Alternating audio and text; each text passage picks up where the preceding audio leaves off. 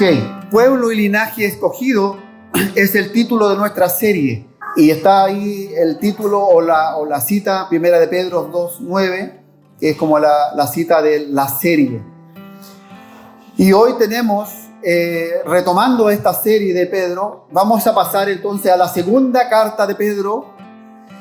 Y el título de nuestro mensaje de hoy es Nuestra fe es preciosa. Y quiero que lo anote ahí, si tiene alguna agenda, que anote este título. Nuestra fe es preciosa.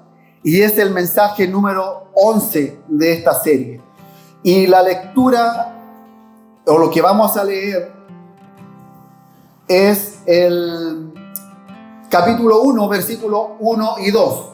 Y le he pedido ahí a nuestra hermana que nos acompaña, nuestra hermana Laura, que nos acompaña con la cita, a ver si nos puede acompañar y poner ahí al frente. Y si no, usted lo puede buscar también en su Biblia.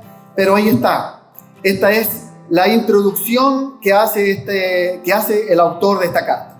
Sabemos que es una carta o que es una epístola porque tiene un saludo inicial. ¿Ya? Por eso sabemos que este libro es una carta. Tiene un saludo inicial y al final tiene una despedida y también tiene un contenido, que es los capítulos que encierran este libro. Por eso sabemos que es una epístola o que es una carta. Vamos a leer entonces esta cita, lo vamos a leer los dos primeros versículos. Simón Pedro, siervo y apóstol de Jesucristo, a los que habéis alcanzado por la justicia de nuestro Dios y Salvador Jesucristo, una fe igualmente preciosa que la nuestra. Gracia y paz os sean multiplicadas en el conocimiento de Dios y de nuestro Señor Jesucristo. Estos son los versículos que vamos a considerar en esta mañana. Vamos a profundizar, vamos a leerlos de nuevo, vamos a profundizar, vamos a interpretar y vamos también a sacar una aplicación de este texto. Pero antes de esto, quisiera, como introducción a esta enseñanza en esta mañana, dar algunos datos importantes y que es bueno que lo podamos considerar. Ya vimos la primera carta y también yo sé que ustedes ya tienen bastante contexto con respecto a estas dos cartas, pero es importante recordar algunos de ellos. Lo primero, el autor de esta carta, a pesar de que algunos comentaristas o estudiosos han puesto en duda la autoría de la carta de la segunda carta de Pedro, especialmente porque al compararla en el estilo que tiene y en la materia que trata con la primera carta, hay algunas diferencias. Aún así, teniendo esto, sabemos que es, o la mayor parte de los comentarios que encontramos, es que el autor de esta carta es Pedro. Por eso se llama Primera de Pedro y Segunda de Pedro. ¿Ya? No obstante, el objetivo de la primera carta es distinto al de esta segunda carta. ¿Recuerdan cuál era el propósito de la primera carta de Pedro?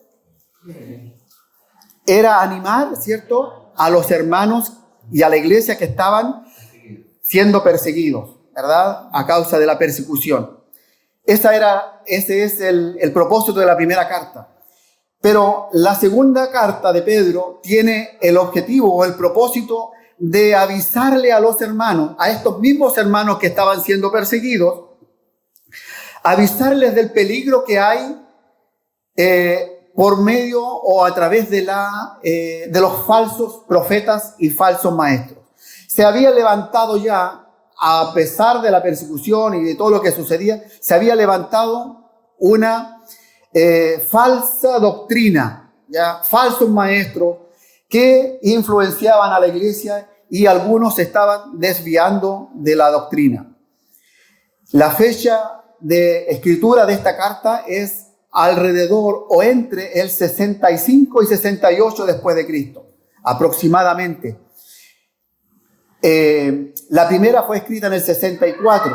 Entonces, hay más o menos una diferencia de 2 años entre la primera y la segunda carta. Habían pasado aproximadamente 2 años. ¿Y a quién fue escrita esta carta? Fue escrita a los mismos destinatarios de la primera, es decir, aquellos creyentes que estaban esparcidos en la región del Asia Menor, lo que actualmente es Turquía. A esas iglesias estaba dirigida esta carta. ¿Desde dónde la escribe Pedro?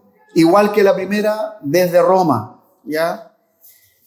Posiblemente Pedro estaba encarcelado, le quedaba muy poco tiempo de vida, muy pocos días de vida, ya estaba quizás la sentencia sobre él de que tenía que morir, y lo vamos a ver una vez que podamos ya profundizar en el libro, ¿ya? Le quedaba muy poco tiempo y él estaba escribiendo esta carta.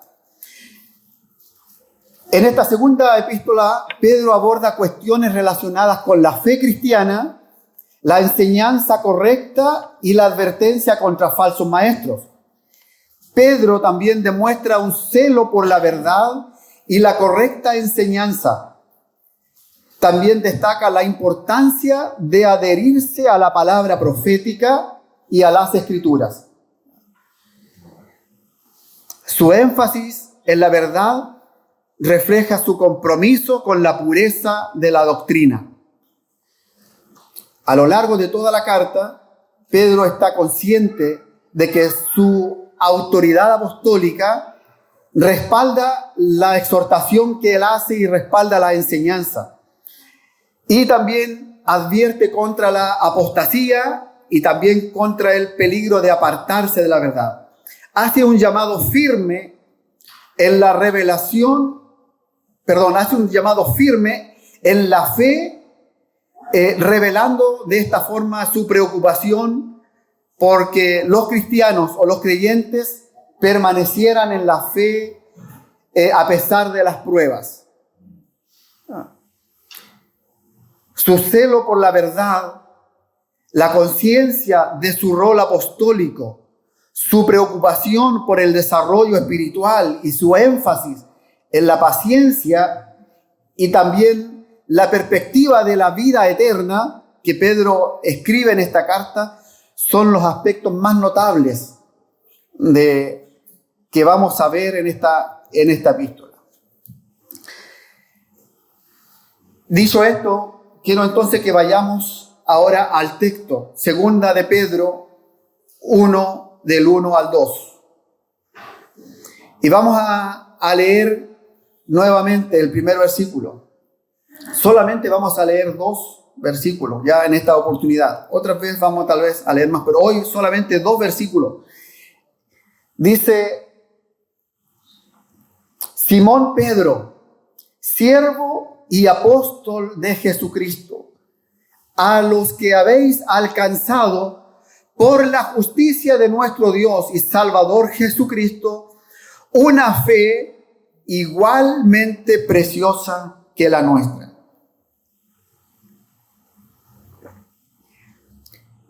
En el estudio de la primera carta que vimos hace algunos meses atrás, pudimos ver y pudimos conocer un poco de este personaje de Pedro, un personaje, yo diría, muy peculiar en la Biblia, más que nada por su temperamento, ¿no? por su carácter, y también por la forma como Jesús lo llama para ser parte de sus discípulos. Y no cualquier discípulo. Pedro pasó a formar el círculo más cercano de los discípulos de Jesús, junto con Juan y Jacobo, ¿sí? Los hijos de Zebedeo. Ya Juan y Jacobo eran hijos de Zebedeo.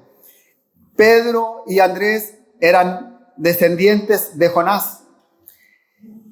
Y Pedro, junto con estos otros 2 hermanos, Juan y Jacobo, formaron el círculo más cercano de Jesús. Y lo vemos en los evangelios. Vamos a ver esto, me gustaría que veamos esto en algunas referencias. Me gustaría que, si me acompañan ahí con Mateo 17:1 y Lucas 9:28. Bueno, es lo mismo, pero si pueden buscar las dos. Mateo 17:1. Y esa es la de Juan, ¿cierto? Perdón, Lucas 28 también. Ahí se menciona que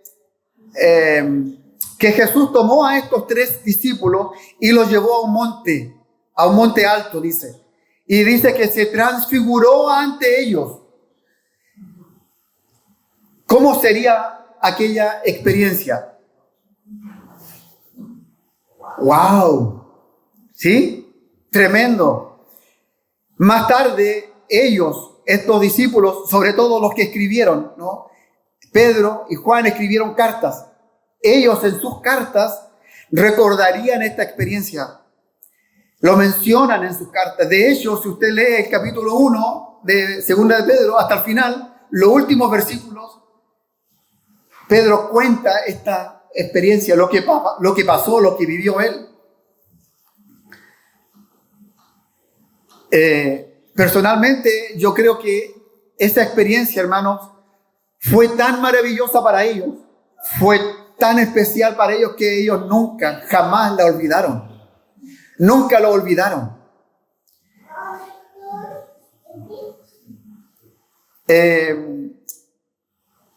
Otra referencia en Marcos 5:37. Marcos 5:37. También vemos que Jesús toma a estos discípulos y dice, y no permitió que le siguiese nadie, sino Pedro, Jacobo y Juan, hermano de Jacobo. Entonces Jesús no permite que nadie más lo acompañe en esta misión. En este pasaje de Marcos, fueron a casa de Jairo, y vemos ahí cómo Jesús, ¿cierto?, hace este milagro de la resurrección de la hija de Jairo. También en Marcos 14:33, Jesús lleva a Pedro, a Jacobo y a Juan para vivir una experiencia también tremenda. Marcos 14:33, y tomó consigo a Pedro, a Jacobo y a Juan, los 3, y comenzó a entristecerse y a angustiarse. Esta es la experiencia que Jesús vivió de la agonía, o su profunda agonía, en el Getsemaní. Y ahí estaba Pedro, este hombre rudo, este hombre de carácter como piedra o como roca. Lo vemos acompañando a Jesús en los momentos más cruciales, en los momentos más difíciles.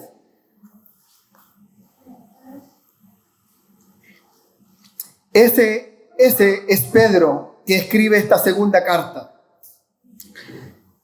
Sin embargo, hermanos, se identifica a sí mismo en el versículo que hemos leído, se identifica como Simón Pedro. Simón Pedro. Ese era su nombre de nacimiento, Simón. Ese es el nombre de nacimiento. Y Pedro fue el nombre que Jesús le dio justamente por sus características. Como dije, Pedro significa, en el original griego, significa piedra o roca. Pero también, además de Simón, él dice, de Simón Pedro, de dar su nombre, además de eso, se identifica también como siervo y, ¿cómo dice? Siervo y apóstol de Jesucristo. Esto indica, hermanos, la posición de obediencia y de sumisión a su Señor, es decir, a Jesús, quien lo había llamado. Siervo se traduce como esclavo. Pedro, como muchos otros de los escritores del Nuevo Testamento, se consideran como siervos, es decir, como esclavos de Jesucristo. Siervo, esclavo de Jesucristo.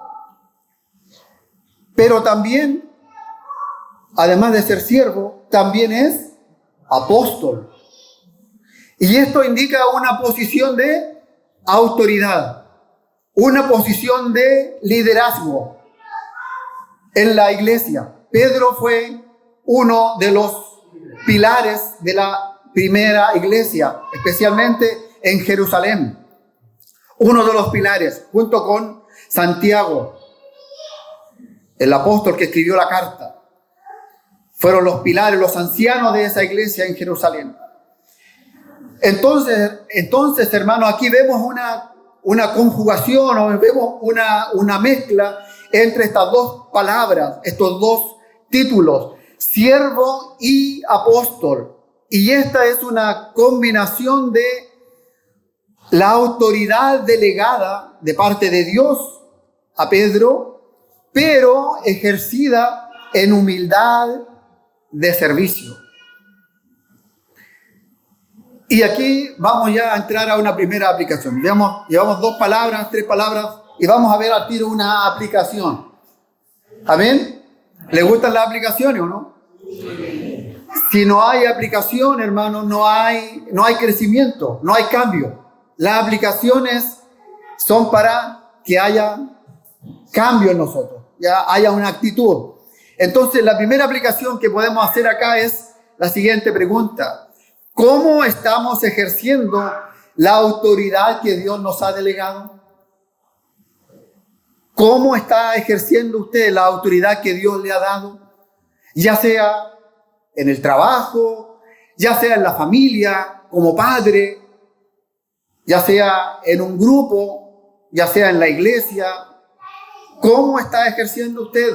¿Cómo estoy ejerciendo yo la autoridad que Dios nos ha delegado? Y es importante aclarar esto: no es una autoridad que nosotros tenemos, es la autoridad que Dios nos ha delegado. ¿Soy humilde al momento de tomar la autoridad que Dios me ha delegado? ¿O llego y paso nomás por encima de los demás? Yo soy el hombre de la casa, yo soy tu papá, yo soy tu esposo.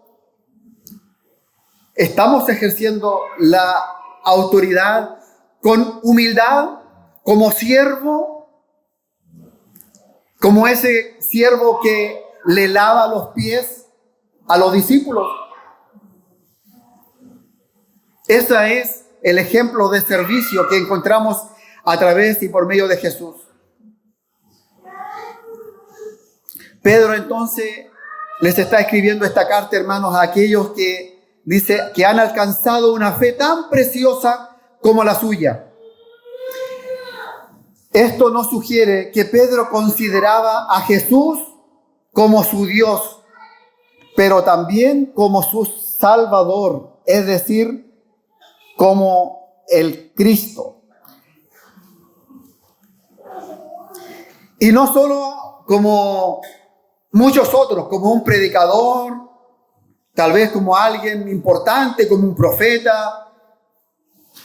Pero esta revelación que Pedro tenía no era propia, era porque lo había alcanzado por la justicia de Dios. Es decir, Dios le había dado esta revelación. Lo alcanzó a través de ver a Jesús y de ver en él al Cristo, a su Señor. Y también a través de la obra del Espíritu Santo. Así nosotros podemos tener esta revelación. Jesús mismo le dijo a Pedro. ¿Recuerdan Mateo? Si me acompañan ahí, por favor, en Mateo 16. Mateo capítulo 16, versículos 16 y 17. Vamos a ver estos 2 versículos.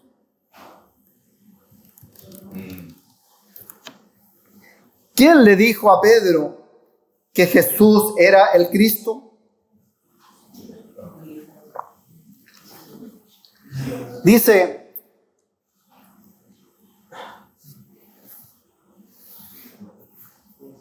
respondiendo, Simón Pedro dijo, tú eres el Cristo, el Hijo del Dios viviente. Entonces le respondió Jesús, bien. No le dijo bien, le dijo, bienaventurado eres, Simón, hijo de Jonás, porque no te lo reveló carne ni sangre, sino mi Padre que está en los cielos. No le dijo, bien, Pedro, tú eres muy habiloso. Oh, Pedro, tú eres tan inteligente. Yo sabía que tú lo ibas a entender. No era de Pedro, sino fue una revelación del Padre, porque no te lo reveló carne ni sangre, sino mi Padre que está en los cielos. Qué lindo, hermano, qué hermoso. Por favor, volvamos nuevamente al versículo 1. Leamos nuevamente el versículo 1 de la segunda carta de Pedro. Simón Pedro, dice el texto, Simón Pedro, siervo y apóstol de Jesucristo, a los que habéis alcanzado por la justicia de Dios, de nuestro Dios y Salvador Jesucristo, una fe igualmente preciosa que la nuestra. Y de aquí nace el título de este mensaje. ¿Cuál era el título? Nuestra fe es preciosa. Y aquí, hermanos, vamos a entrar a una segunda aplicación. Y es otra pregunta que tengo para ti esta mañana. ¿Has recibido tú una revelación de Jesucristo en tu vida? Voy a volver a preguntar. ¿Has recibido tú, iglesia, hermano, hermana? ¿Has recibido tú una revelación de Jesucristo en tu vida? ¿Quién es Jesucristo o quién es Jesús para ti? Si yo te preguntara esta mañana, ¿qué es? ¿Qué es? No quién, sino ¿qué es Jesús para ti? Puedes ahí en tu hojita o puedes ahí en tu corazón, en tu mente anotar, escribir. ¿Qué es Jesús para ti?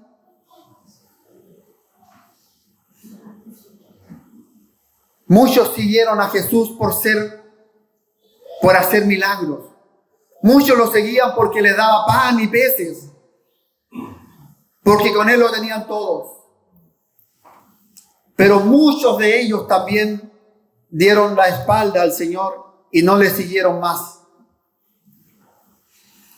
Hoy es de la misma forma. Muchos siguen a Jesús por lo que hace, por lo que me dio, por lo que me hizo. Pero la pregunta es más profunda. ¿Qué es Jesús para ti? Y si ya has tenido esta revelación, si ya has tenido este encuentro con Él, no te quedes ahí. Con decir yo ya conozco, yo ya sé. Quiero invitarte en esta mañana a que vengas por más. Ven por más. Hay más todavía. ¿Recuerdas el pasaje de la mujer samaritana? ¿Recuerdas que el agua que Él le dio o el agua que Él nos da? ¿Qué produce en la mujer samaritana y qué producen los creyentes? Una fuente. Será una fuente que salte para vida eterna. Es decir, cuando decimos que es una fuente, es que no deja de fluir.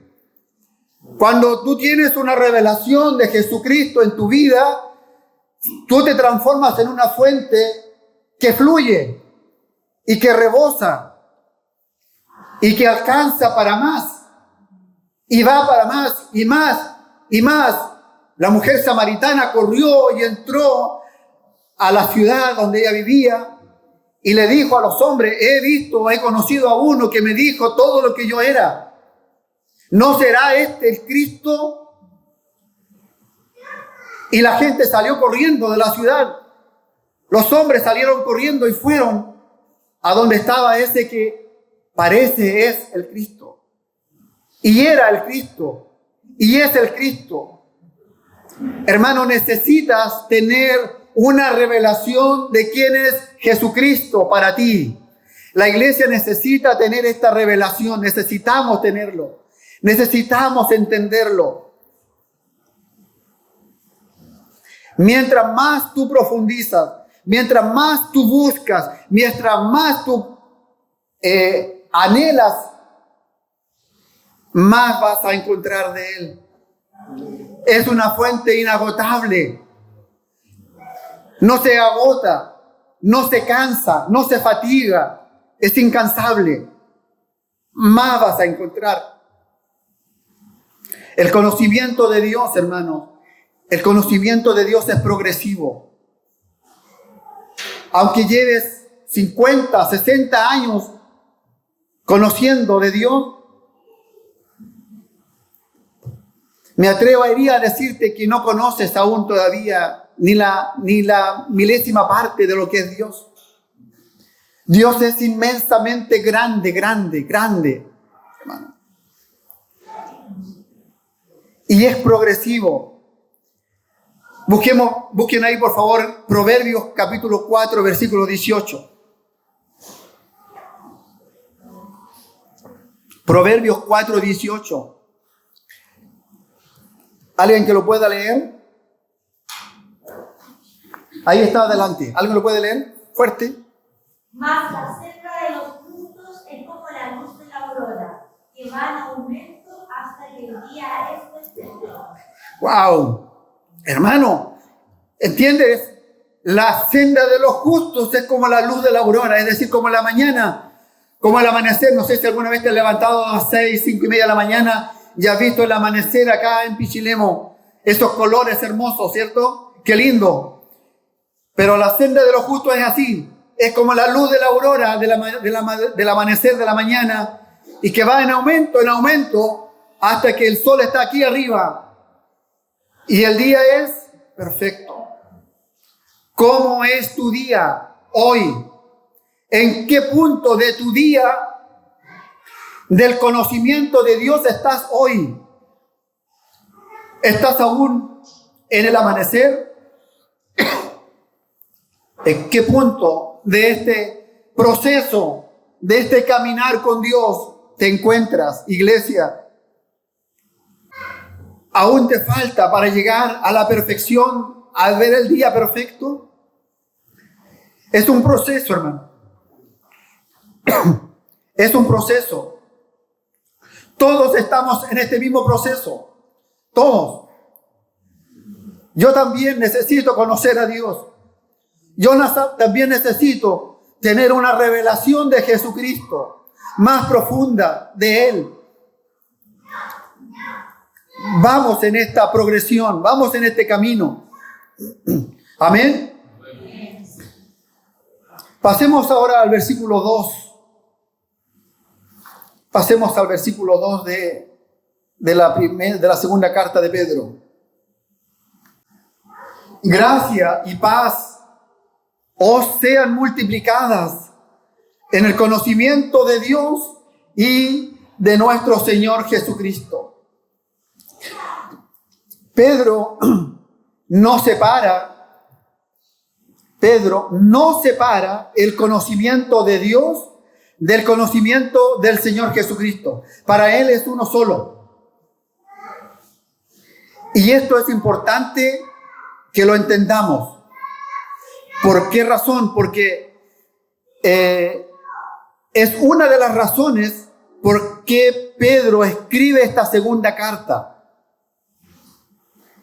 Ya en esos primeros años en los años que se escribió esta carta, 68, en estos primeros años, había mucho gnosticismo en la gente.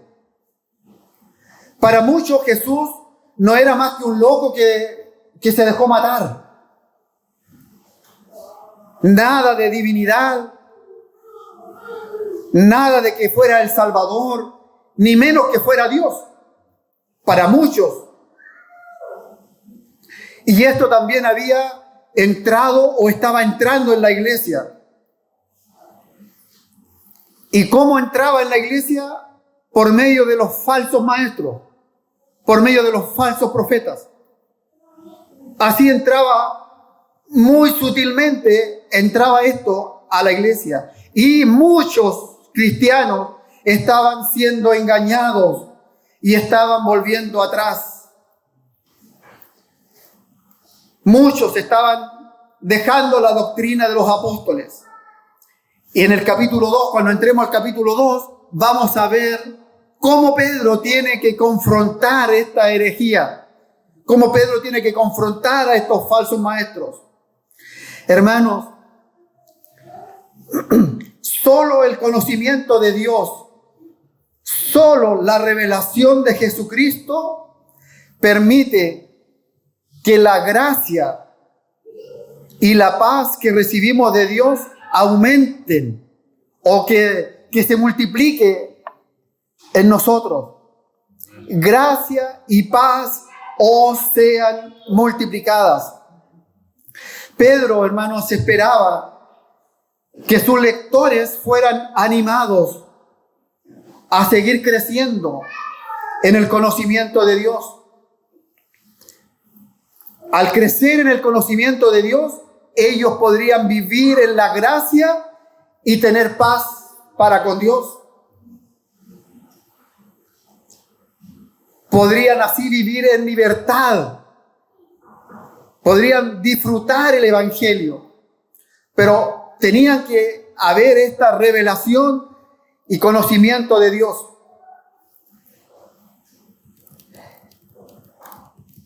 Hermano, iglesia, hermanos de familia IBC, este mismo deseo que tenía Pedro es el deseo nuestro. Es el deseo del liderazgo de la iglesia, de los líderes de la iglesia, del pastor de la iglesia. Este mismo deseo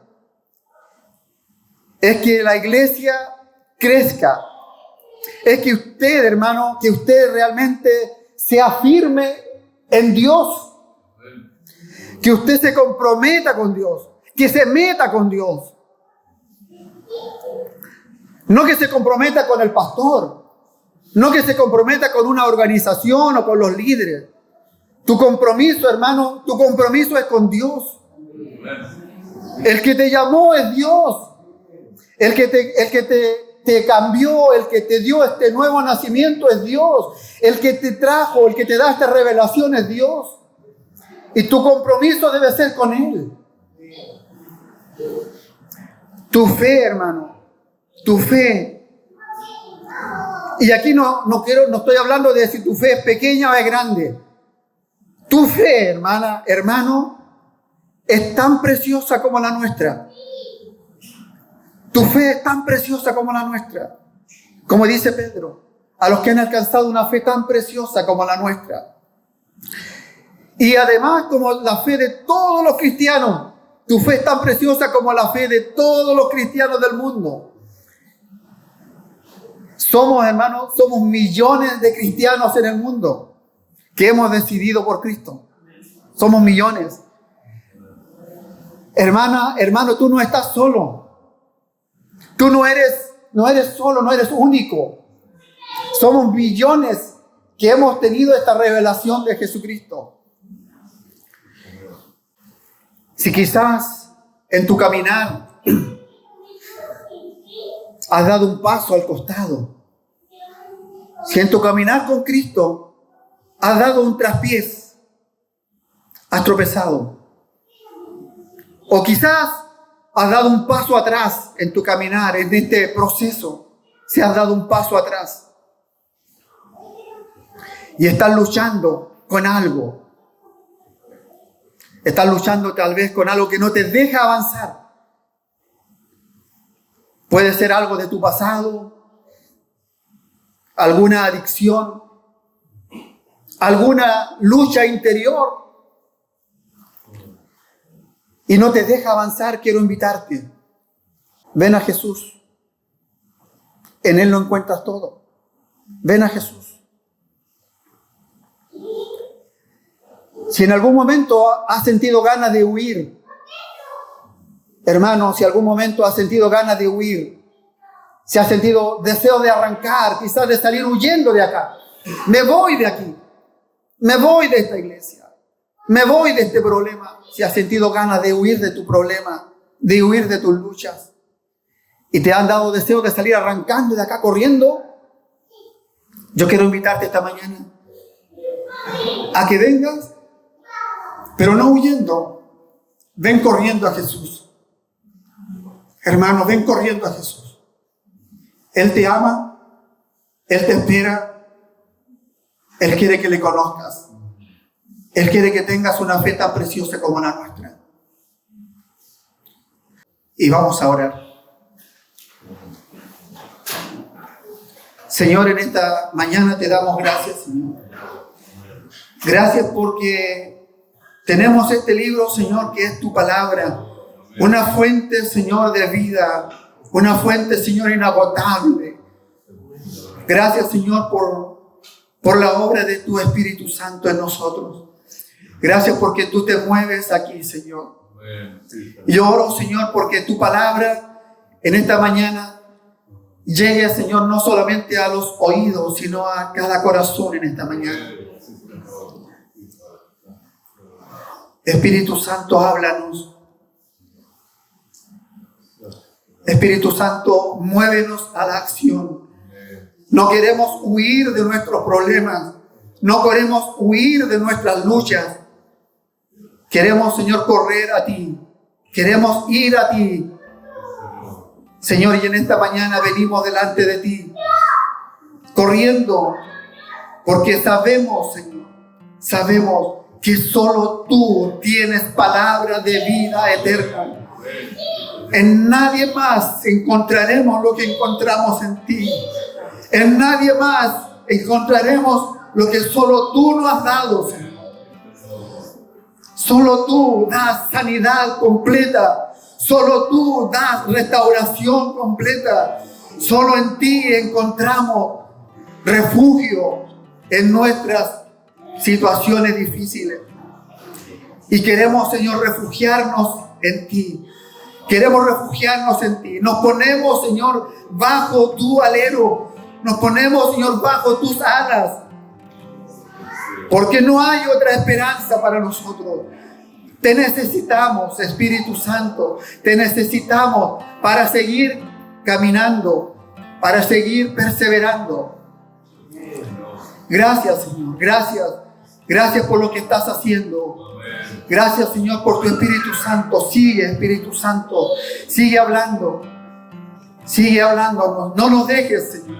No nos dejes irnos de aquí, Señor, tal como hemos llegado. Sigue hablándonos y mostrándonos, Señor, tu verdad. En el nombre de Jesús. Amén y amén. Recuerda suscribirte a nuestro canal y activa las notificaciones para que no te pierdas ninguno de nuestros sermones.